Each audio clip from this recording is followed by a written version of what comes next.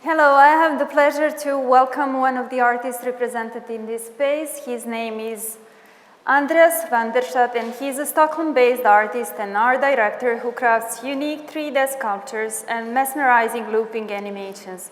The imagery of Andreas is both sophisticated and whimsical, featuring simple and playful geometric shapes in balanced compositions, together with organic textures and harmonizing color palettes. His perfectly synchronized animations has often been described as oddly satisfying, since the overall effect evokes a strangely hypnotizing feeling which makes the viewer relaxed and even meditative. Although his animations are vaguely based on real-world behaviors, they often break the boundaries of tolerances, friction, and gravity, enabling endless motions of the cleanest order. During the last 14 years, he's been doing commission work for recognizable brands such as Google, Omega, Swarovski, Dropbox, Adidas, IKEA, Spotify, Absolut Vodka, Red Bull, Squarespace, etc. His animations have fascinated millions of viewers around the world, and his work has been highlighted on Vice, Behance Network, Design Boom, Stash Magazine, Fubis, Vimeo Staff Pick, Uniled, VT, Huffington Post, Business Insider, etc., etc.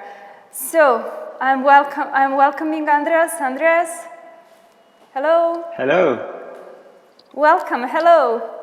We are saluting you dearly from the city of Novi Sad, and we have been very lucky to experience your artworks here yesterday and today and during the next couple of days. We know that you're extremely busy these days, so I appreciate the fact that you agreed to this artist talk, but I also am very positive about the fact that people who would hear your talk will be inspired by it, and you will leave a certain impact on their careers. So, is there anything that you want to say to the audience? Greetings from Sweden, Stockholm. It's a pleasure to join you through the stream. I wish I could be there in person, but I guess that would have to be next time. Okay, but we are satisfied with what we have, so this will do, of course. So one of the questions that I wanted to ask you is, because we've been talking about the metaverse and the NFTs in the previous presentations, so as a curator, I would permit myself to say that you're a successful NFT artist. And not only because you have the following of almost 1 million people on Instagram, that's another thing, but you know, I think that your work has been largely praised in the NFT community, so I would like to hear your take on that. How is it to be a successful NFT artist? Well, the whole NFT scene is quite new to me as well. Like last year, I didn't know anything about NFTs or blockchain or cryptocurrencies or whatsoever. But you know, I had a pretty big career change last year due to this.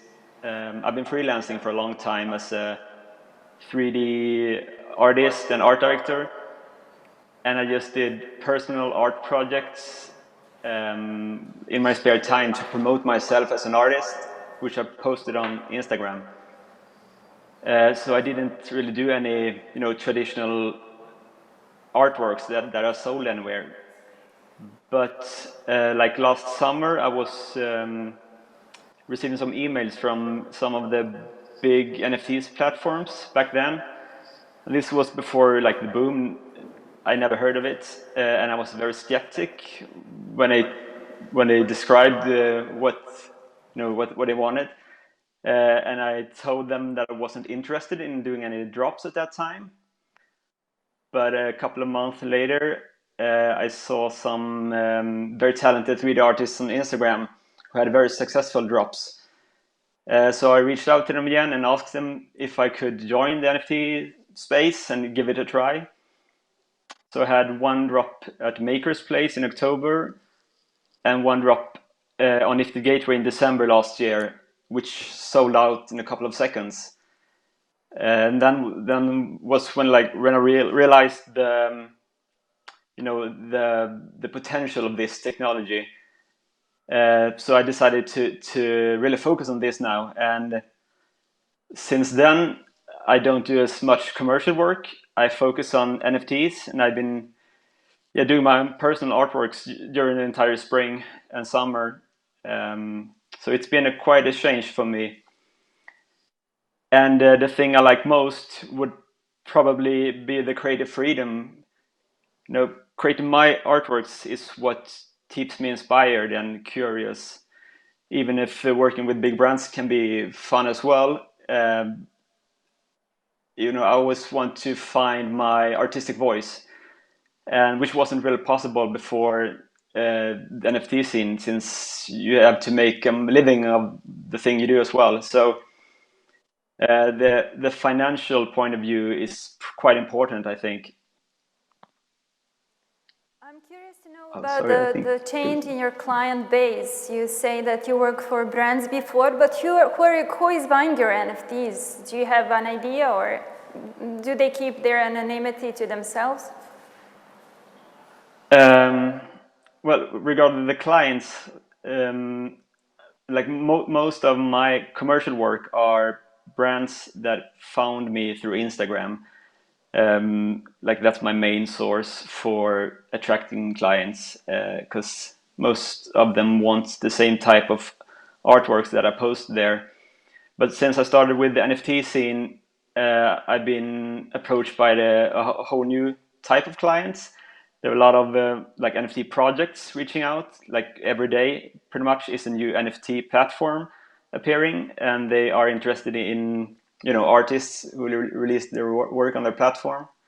And there are also agencies who want to collaborate with artists for NFT campaigns, and even like musicians, pretty famous, are reaching out because they want someone with connections to the big NFT platforms. So I think the NFT space had opened up a lot of new clients that are reaching out. Even though I still try to focus on my own personal artworks for the NFT space, and I don't do any collaboration at this time. But I still do some commercial work through my Instagram channels. But my question is, because there are so many evolving platforms, newly merged, and they're connected to different cryptocurrencies. Do you have any favorite, or did you still keep it close to the Nifty, or you're present on various platforms at the same time? Yeah, well, I was a bit lost at first. I didn't have any pretty much any clue where to go. But then I started to be active on Twitter, and Twitter is like the main platform for anything NFT related. And I noticed that the three platform that was getting all the attention back when I started was Nifty Gateway and Super Rare and Maker's Place. So that's the three platforms I joined. I post unique single edition artworks on Super Rare, and I do bigger drops on Nifty Gateway and some drops on Maker's Place as well. But I haven't really explored a lot of them. Nowadays, there's so many new NFT platforms appearing like every week, and I think it's easy to get lost. But I try to put all my energy on the actual work and take it from there.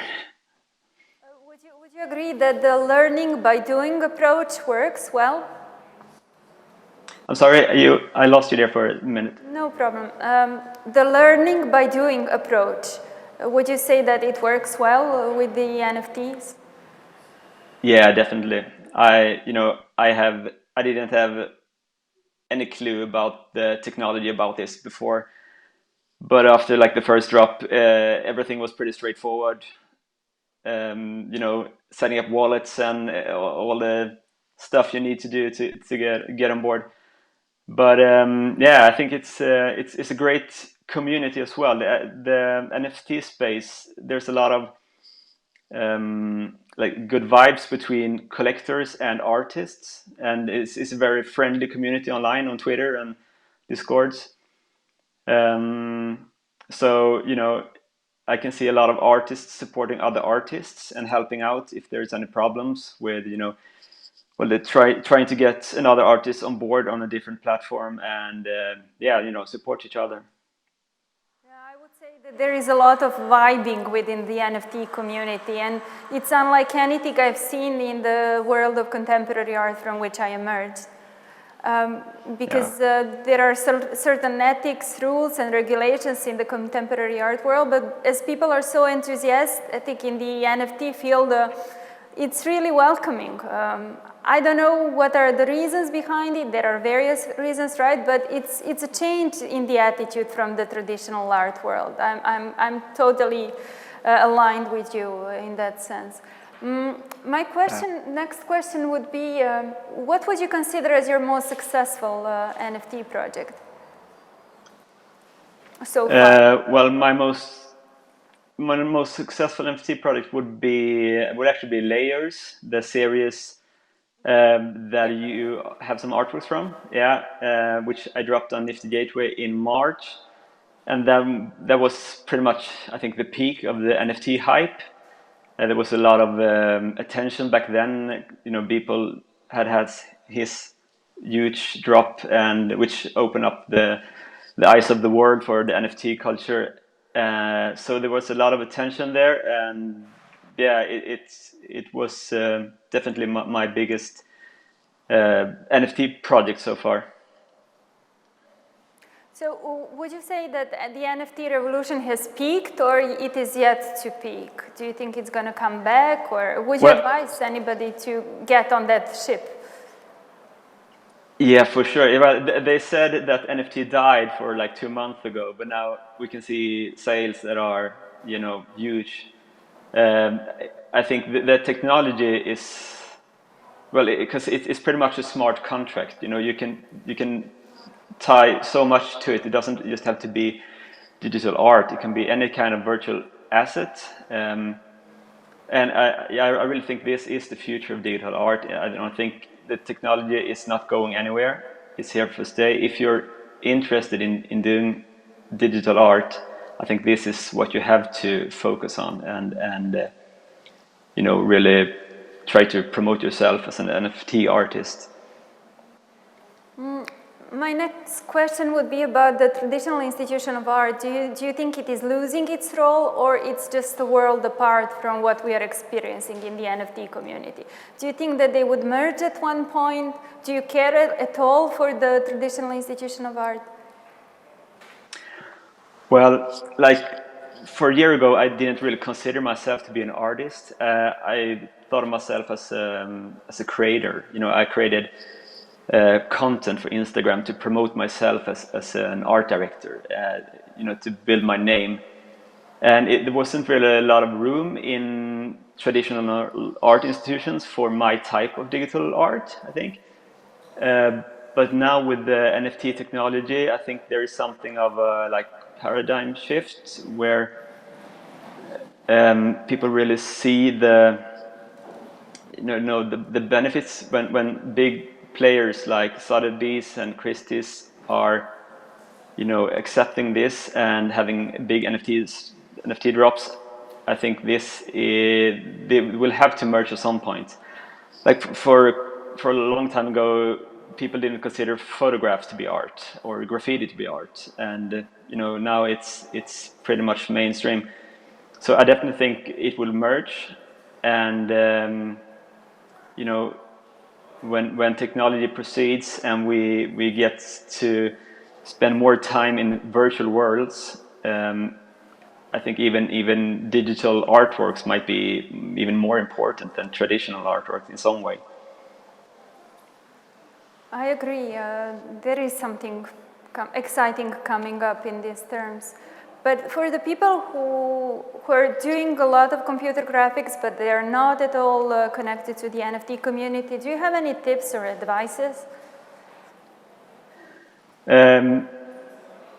Yeah, sure. I mean, do you mean advices specifically for NFT?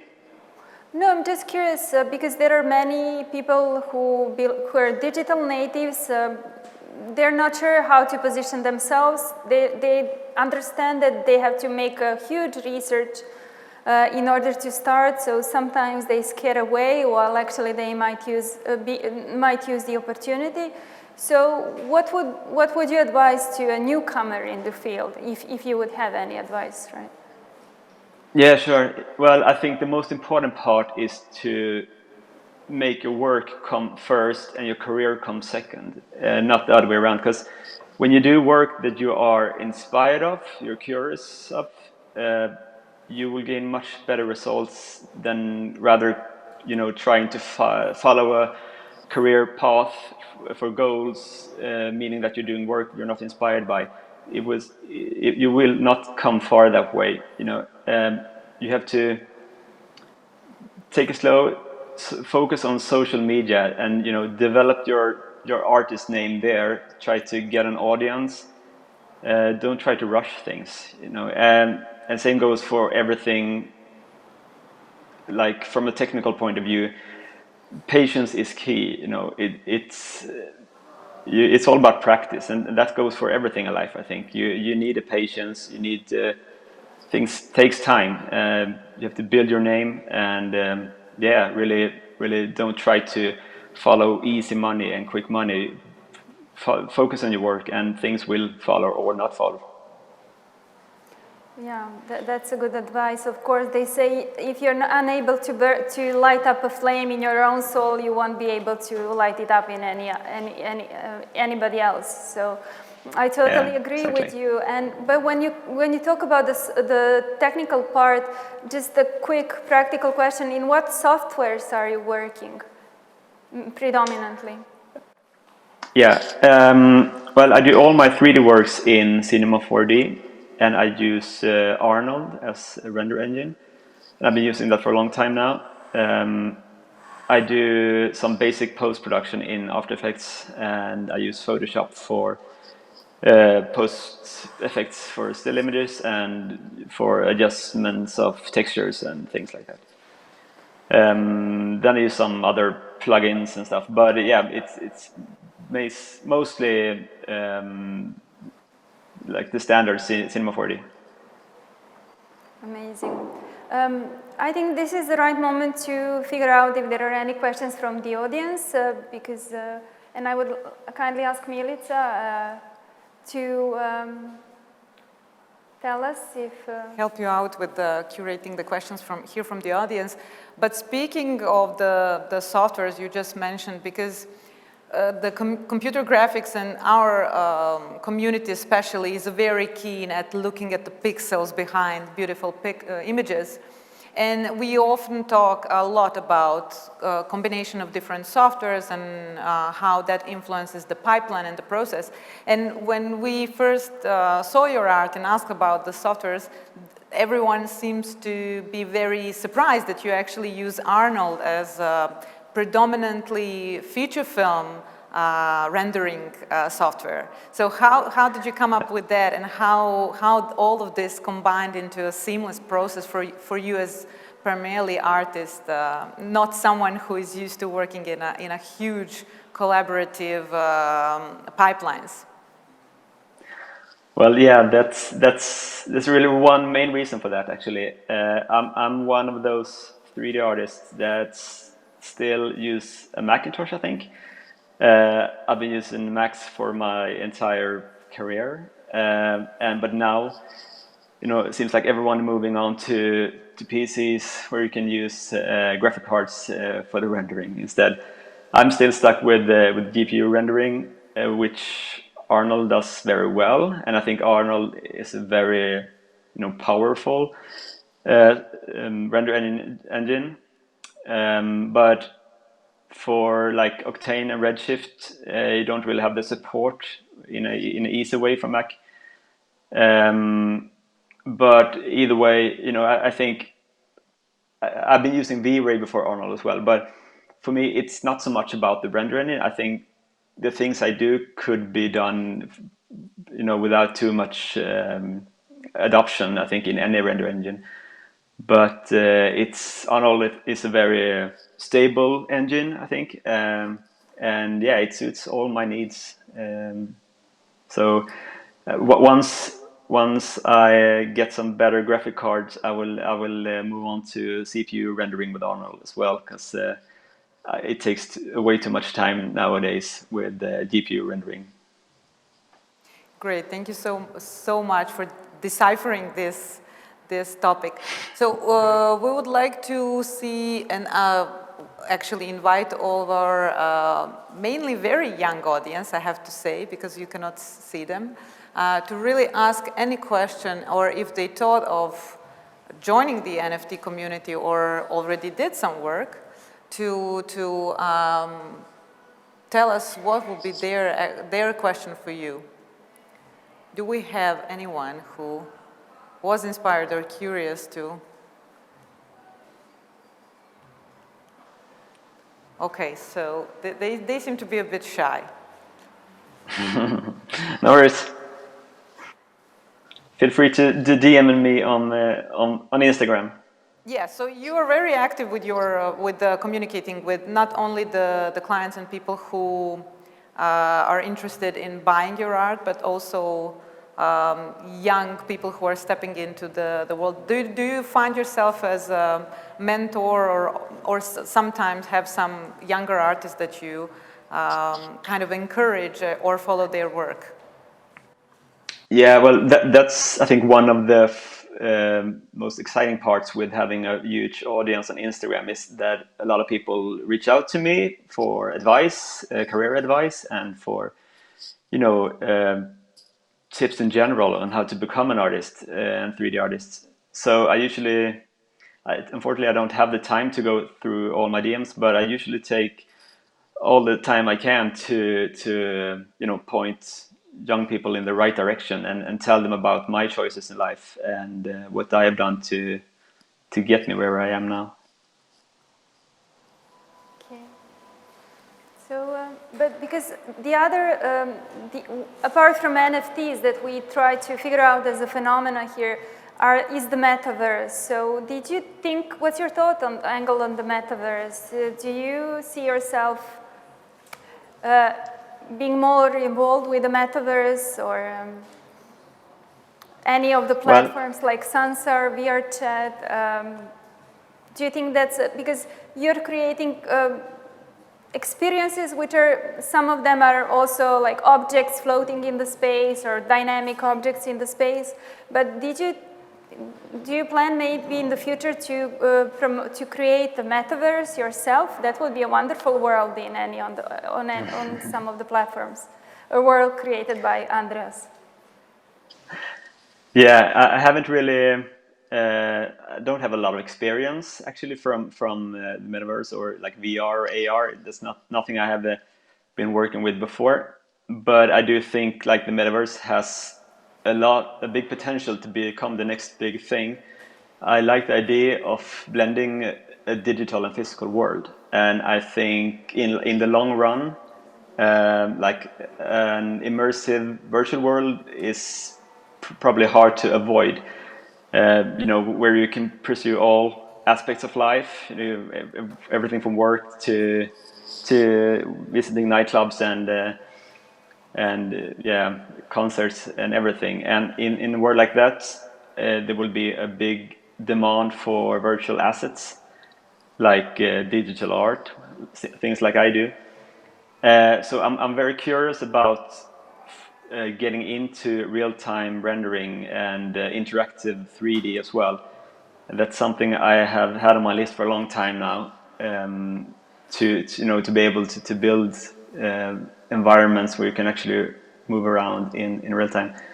Because the things I've seen nowadays are quite stunning. There's some really photorealistic environments you can interact with in real time. So yeah, I don't have too much experience, but I'm definitely very interested in it. Cool. Okay, so we have someone from the audience, one of our own that you already know. Andreas, It's Milena here. So I just wanted to share with you that yesterday at the opening of the exhibition, there was two really small kids here, and they said that your artwork, they really like it a lot, and they were standing, here and looking at these screens, and they said, "Oh my gosh, this is ice cream, pistachio ice cream, and this one is from the strawberry, and there is also a blueberry one." So they found your work very eatable, and I think it's you got your the youngest art critic here in this space. So what was your what is your feeling, or what do you feel, or what do you felt when you were creating this? What does it bring in you? What kind of sensations? Well, this all my work nowadays are pretty much based on the oddly satisfying series, so many people call it. I started with on Instagram about 5 years ago. I wanted to create something that could, make me feel calm, make me feel meditative when I looked at. So I tried a lot with different types of motion patterns to find something that I found satisfying. And at that time, there was this phenomenon, or it still is, called ASMR, which is quite big nowadays. But it was pretty new back then, and it has a lot of different triggers to find that tingling sensation we all feel sometimes when we see something satisfying or hear something satisfying. But most triggers are audible, like whispers and humming or scratches or something like that. But there was a subculture called visual ASMR. That was focusing on movements and said that specific types of movements can trigger this tingling feeling. But it's a very subjective experience, so every person, have their own triggers. But for me, it's all about, perfect timings and perfect synchronization. So, and that's pretty much why I work with this, motion patterns. They're very pretty short animations, and they just repeats and repeats. But I find it hypnotizing, and that's the feeling I want my audience to feel as well. To be able to take a break from the chaos that surrounds us in our everyday lives, and just get lost in the art for a couple of seconds. Because they are really so calming. When you're looking at that, you're getting calmer and calmer, and you can start to meditate and really focus on this stuff. And I was just saying, Maja, about this satisfying subculture, because I have a teen daughter, and she was all into these squishy toys and slimes and things like that. And she told me, "Mom, but this is so satisfying," in English. It's so satisfying. It calms me down. So it's it really, brings some peace. So thank you very much for that. My pleasure. I have 2 daughters myself, and they are my biggest critics, I think. If they like my pieces, then I know it's going to work.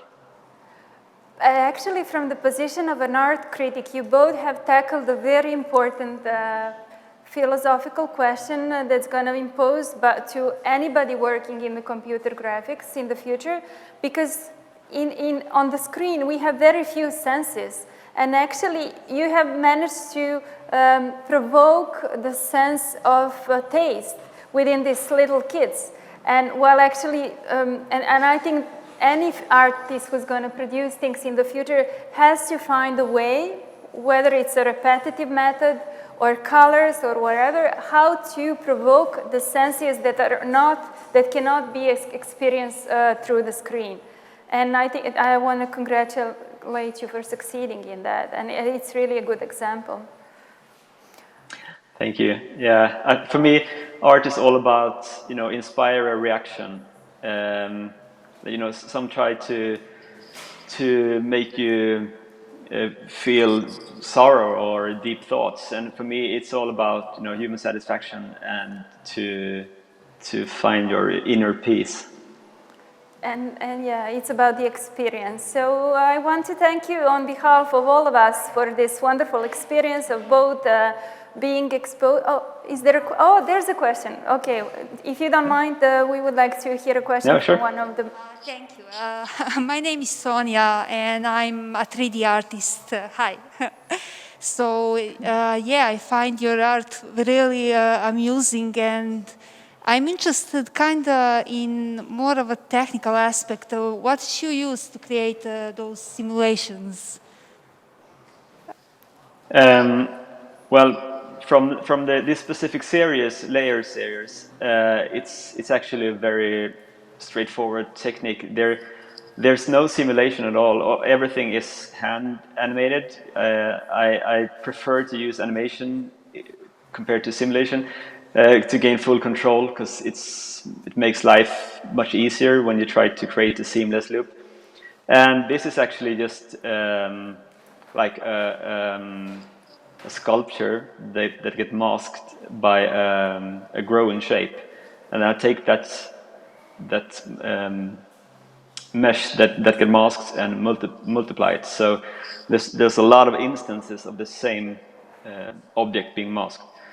So there are actually no advanced simulation in this, but since there are so many instances of this happening at the same time, it gives you impression of like there's a lot of almost like fluid effect, a lot of things going on at the same time. And yeah, I thought it went well with my other types of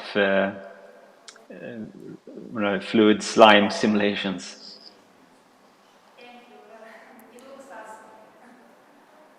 Okay, yeah. And what's also important is, and we've been mentioning that here, that you have managed to take the atoms, somehow the atoms from the traditional sculptures, and to merge them, to transform them into the digital beats.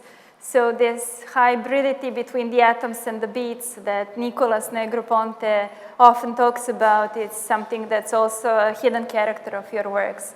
And I would like to close on that note. I wish you all the best in your career. Maybe we'll meet again through some of your artworks in the phygital domain. And I hope that this experience was rewarding to you as it was for us. Yeah, thank you very much for having me. It's been a pleasure, and yeah, I hope I can visit you on location next time. Okay, you will be most welcome. Bye. All right, bye.